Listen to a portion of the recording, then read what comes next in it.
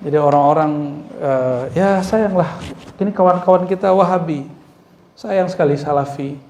Saya tidak membenci mereka karena ini, tapi saya menyayangkan aja. Mereka mengatakan, jangankan ya Saman, ente baca ya Muhammad, itu syirik, katanya begitu. Ya, sayang, mereka nggak paham bab cinta. Padahal nida itu bagi saya nidaul hub, itu panggilan kekasih.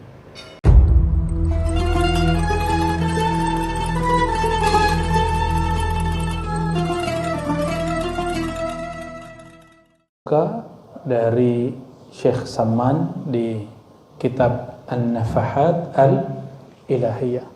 Kitab ini diceritakan oleh ulama kita di masanya yang bernama Syekh Abdus Somad Al-Falimbani, orang Palembang. Orang Palembang itu unik, kesultanannya berbahasa Jawa, padahal orangnya orang Melayu. Ternyata kesultanannya berasal mix ya dari keturunan Sunan Giri. Waktu konflik di kerajaan-kerajaan di Jawa, kerajaan Islam, maka zuriat keturunan Sunan Giri berangkat ke Palembang dan di situ menyambung kesultanan Islam. Maka mereka berbahasa Jawa plus bahasa Melayu di keraton. Ya, ini kitab diajarkan oleh ulama yang berasal dari sana, dan beliau bercerita dalam bukunya Sair atau Siyar As-Salikin, perjalanan para pesuluk, orang yang menempuh jalan kepada Allah. Bayangkan Syekh Abdul Somad ini tahun 1800-an, sekarang kan 2000-an, berarti 2 abad yang lalu. 2 abad yang lalu. Kata beliau, Syekhi, guruku, dalam jilid ketiga, ya, 4 jilid itu kitab, 4 juzuk ya, juzuk ketiga, beliau mengatakan, guruku Al-Kutub Muhammad bin Abdul Karim Saman berpesan agar aku belajar kitab ini, An-Nafahat Al-Ilahiyah. Ya, nanti yang bisa bahasa Arab ini boleh diperbanyak, silakan difotokopi. Ya, ada yang bisa bahasa Arab, saya lihat wajah-wajahnya ini beberapa.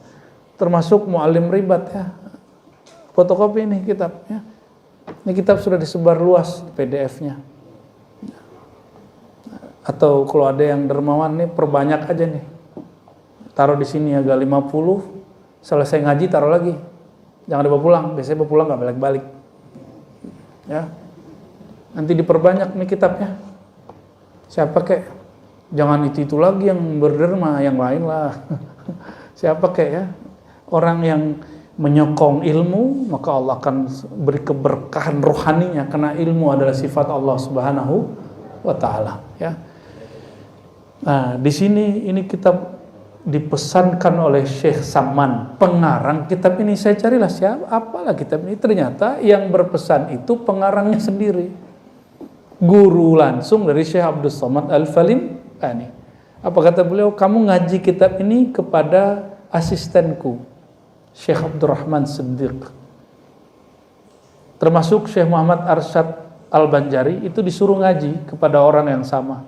Itu pengajian mereka, Syekh Abdul Somad sama Syekh Arsyad Al-Banjari. Ngajilah mereka ke Syekh Siddiq. Dan saya lihat daftar pengajian kitabnya luar biasa. Itu kitab-kitab yang sangat-sangat tinggi dalam ilmu rohani, ya. Maka berdasarkan itu saya juga, kita harus kemas kitab ini sehingga dinikmati oleh orang-orang yang ingin mengenal Allah SWT, tapi sudah nggak sempat nyantri, ya, atau yang pernah nyantri dulu nggak puas, kita kemas ulang, ya. Semoga usaha kami diridhai oleh Allah Subhanahu wa taala. Dan kita di sini Bapak Ibu saling khidmat, saya pun khidmat di sini. Teman-teman semuanya khidmat. Jadi khidmat, apa yang kami bisa bantu kami bantu. Ya. Jadi jangan dibayangkan ini Buya ini diberi honor berapa di sini nih ya. Enggak usah pikir-pikir begitu. Ini kami pun berkhidmat di sini.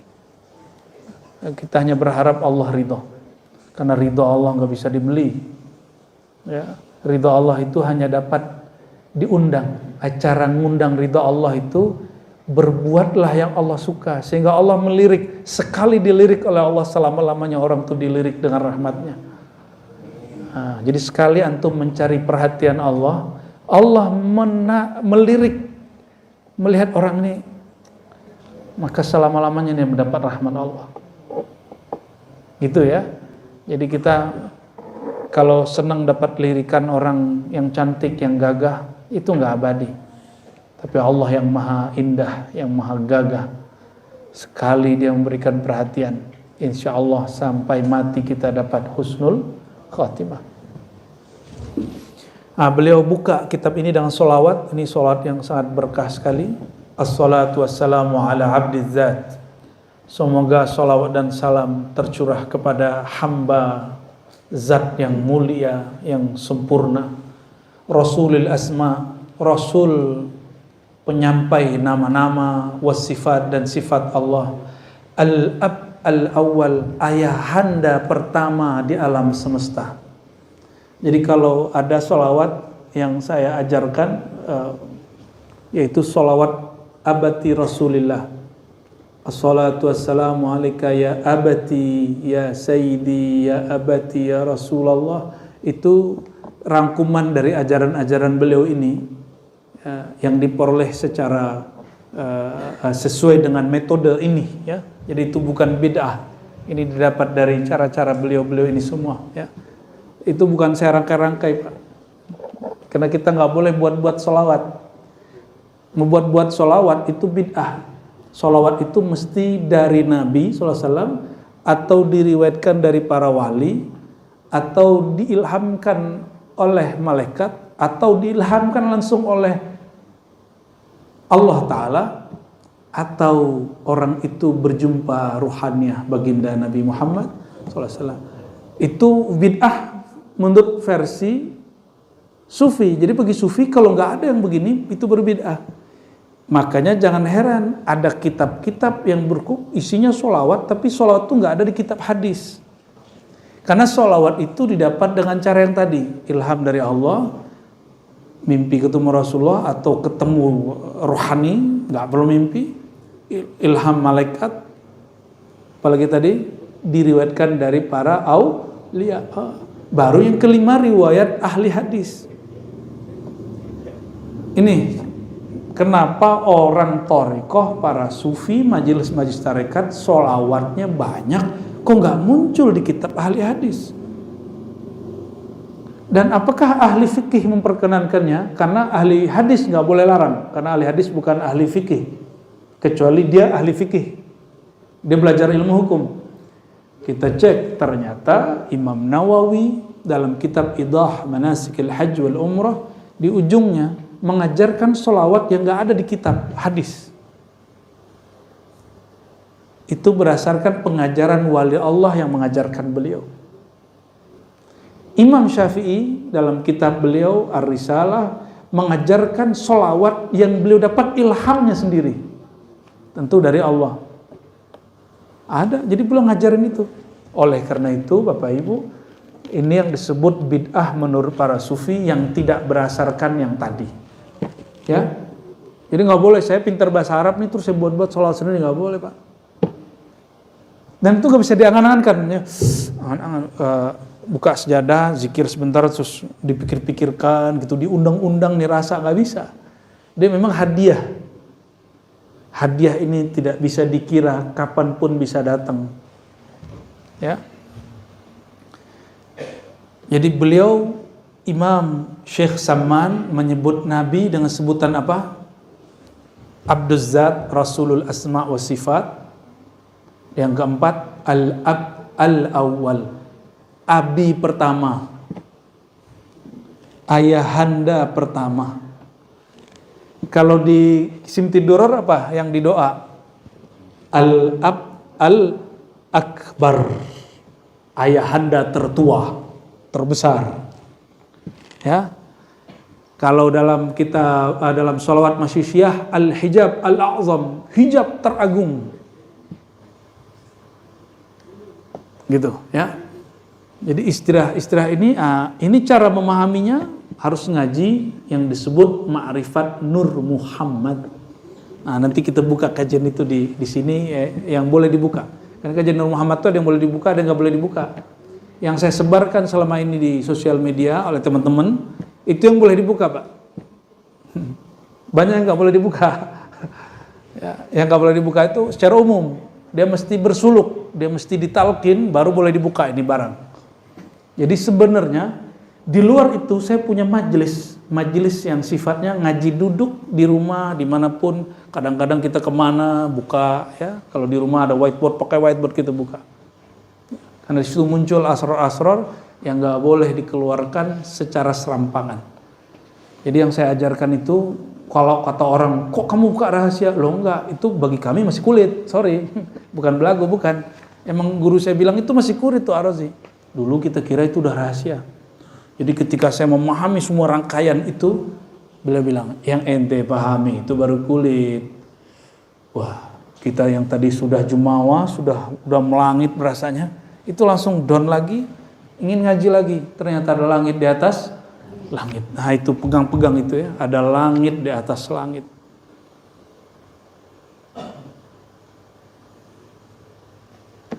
Orang sering mengatakan bertorikot sulit, tasawuf itu rumit.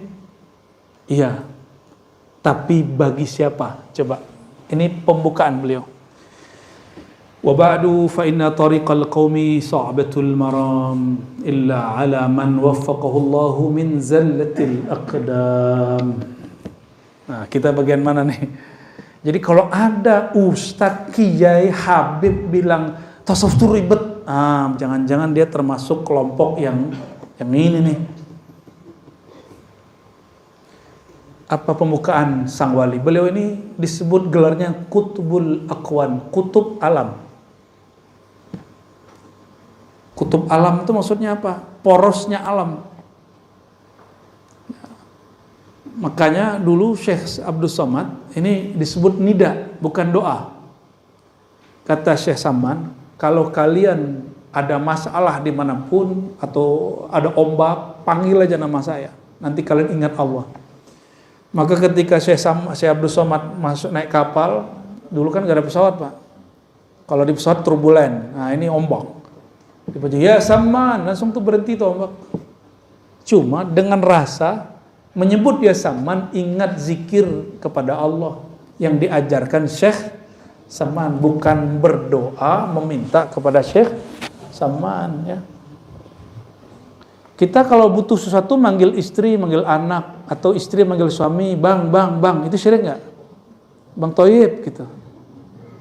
Ya, suami-suami ngomong, neng, syirik nggak? Tolong ambil dong gitu. Karena hubungan kita dengan istri dengan suami, hubungan fisik, maka panggilannya panggilan fisik.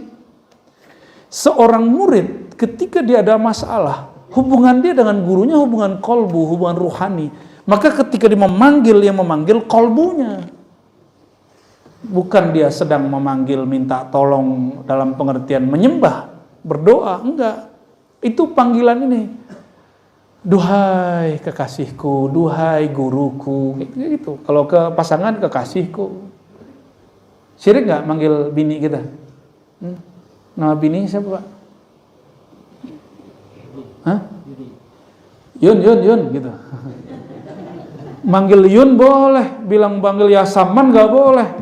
Itu akidah Ahlussunnah mana begitu? Sekarang banyak ngajarin akidah Ahlussunnah katanya nggak boleh. Apalagi manggil ya Muhammad katanya syirik. Betapa jahilnya orang-orang yang mengatakan itu. Ya, padahal itu disebut nida'us salihin, nida'ul mahbub, nida'ul ahbab, menyeru orang yang kita kasihi itu boleh. Memanggil, bukan berdoa. Kalau berdoa bahasa Arabnya doa. Kalau memanggil nida. Coba ingat-ingat. Doa, nida. Jadi ada doa,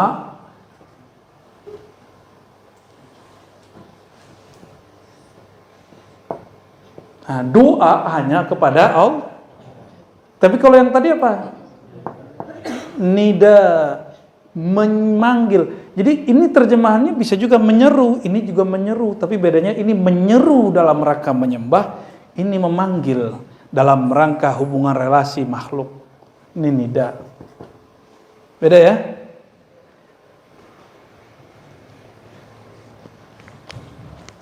Jadi orang-orang ya sayanglah, ini kawan-kawan kita Wahabi, sayang sekali Salafi. Saya tidak membenci mereka karena ini, tapi saya menyayangkan aja. Mereka mengatakan, jangankan ya Saman, ente baca ya Muhammad, itu syirik, katanya begitu. Ya, sayang, mereka nggak paham bab cinta. Padahal nida itu, bagi saya nidaul hub, itu panggilan kekasih. Beda ya? Beda kita. Maka jika Salafi Wahabi bertanya dan mengatakan, engkau menyuruh makhluk, itu adalah syirik, kita jawab, Anda belum mengerti bab cinta. Belajar dulu lah puisi. Nggak nyambung. Oke. Jadi sekarang problemnya apa? Yang mengatakan tasawuf, thariqat itu ribet, itu ulama ahlus sunnah, kiai ahlus sunnah, orang aswaja. Ini problemnya. Ternyata ini sudah terjadi dari masa ke zaman, dari dulu sampai sekarang, ya terjadi terus. Apa kata beliau? Wa ba'du fa inna tariqal qaum sa'batul maram. Betul.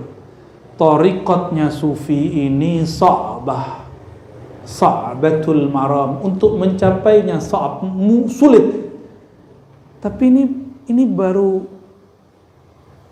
jeda, belum selesai di kalimat. Si kiai, si ajengan, si Habib, bacanya sini doang. Baca kitab itu yang tuntas. Jangan setengah-setengah baca kitab. Supaya pesan dari orang yang berkalam ini sampai. Apa kata beliau? Illa, kecuali ala man waffaqahullah min zallatil aqdam. Kecuali bagi orang yang Allah bimbing dia, beri hidayah dia daripada tergelincirnya kaki. Kaki di sini maksudnya pendirian. Pendirian itu ada di hati.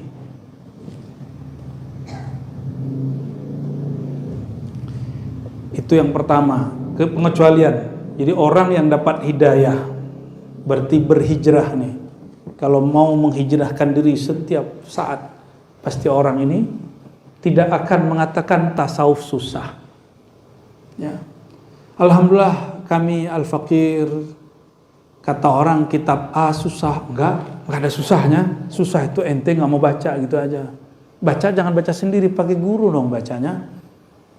Orang baca Iqra aja ada gurunya, masa baca kitab Ihya nggak pakai guru?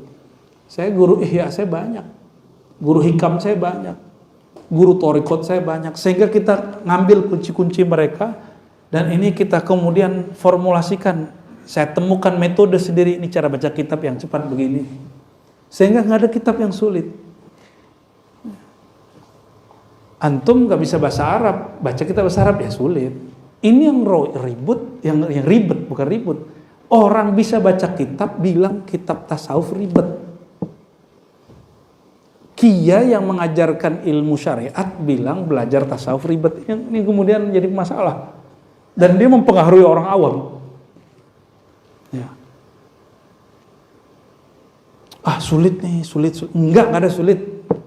Berguru, ngaji sama orangnya. Ya. Atau jangan-jangan antum termasuk orang yang tidak mendapatkan hidayah daripada tergelincirnya pendirian. Jadi orang-orang yang tergelincir, ahli fikih, ulama, kiai, habib, ajengan, ya, gus-gus yang mengatakan ribet, nggak ada pengecualian, termasuk orang-orang yang tergelincir. Ini mohon maaf yang berkata Syekh Saman, bukan Ar-Razi. Ya. Yang kedua, man qarrabahu maulahu tawallah, orang yang dikecualikan, yang tidak akan merasakan sulit bertasawuf, orang yang Allah undang untuk mendekat kepadanya. Nah ini para aulia-aulia ini. Jadi Allah itu ada yang Allah undang rohani seseorang itu untuk datang kepadanya. Ini man qarrabahu maula wa bi'ainil inayah ra'ah, ya. Nah, kenapa itu terjadi? Kenapa orang bilang bertasawuf rumit padahal sudah jadi kiai, karena dia baru kiai fikih belum kiai tasawuf, karena dia kurang zalika li'adami sidqil muridin salikin. Waktu dulu dia di santri, dia nggak tasdik dengan ini dan nggak sungguh-sungguh. Ketika dia belajar pun dia nggak sungguh-sungguh. Wa khafa'il muradin al-musallakin illa al-qalil minal qalil, ya. Karena emang sedikit sekali orang-orang yang sudah sampai kepada ini. Udah begini kita persulit lagi gitu ya. Coba saya mau tanya, kata orang yang tidak dagang, dagang itu sulit, benar nggak? Tapi kata pedagang, dagang itu asik nggak? Bener? Serius loh ya? Serius. Tapi kata pedagang, ngantor tuh sulit loh. Ente bisa tahan ya, berangkat pagi jam 8, jam 6, pulang jam 6. Itu bagi pedagang bingung dia. Kok kamu bisa tahan ya? Bagi orang yang jadi karyawan, yang jadi pegawai, apa kata dia? Kamu kok sanggup sih? Ya, dagang begitu kadang nggak laku, kadang laku. Jadi orang ini pakai logika dia masing-masing. Dan dia nggak mau kemudian masuk ke logika orang lain. Nah, itu yang terjadi. Begitu juga ilmu fikih, ilmu hadis itu rumpunnya beda. Ilmu tasawuf rumpunnya beda. Ilmu tauhid rumpunnya beda. Kalau mereka nggak mau pindah-pindah, jadi selesai ngaji sini masuk ke sini, harusnya begitu. Jadi wallahi aqul lakum ayyuhal ikhwah, at-tasawuf laysa bis-sa'ab ala man waffaqahu Allah wa man qarrabahu Allah, ya. Berarti kalau dibalik, kata beliau, tasawuf tidaklah sulit bagi orang yang Allah bimbing kalbunya, yang Allah kemudian kehendaki rohaninya dekat. Terus kira-kira kita masuk yang mana?